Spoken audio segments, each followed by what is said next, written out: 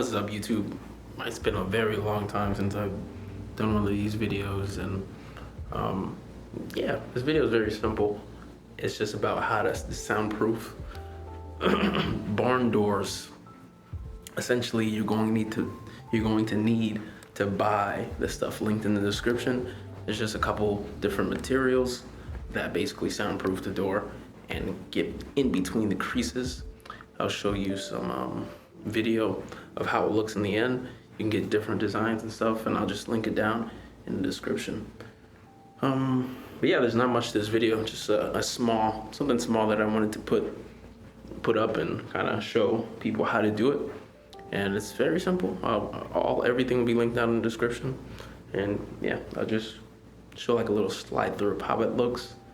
And yeah, but thank you for watching. Peace. So essentially, this is how it looks on the inside. I did both sides of the barn door, and essentially what you're supposed to do is just make sure every crease is basically blocked, but you gotta give it enough room in order for the door to slide open and close, obviously.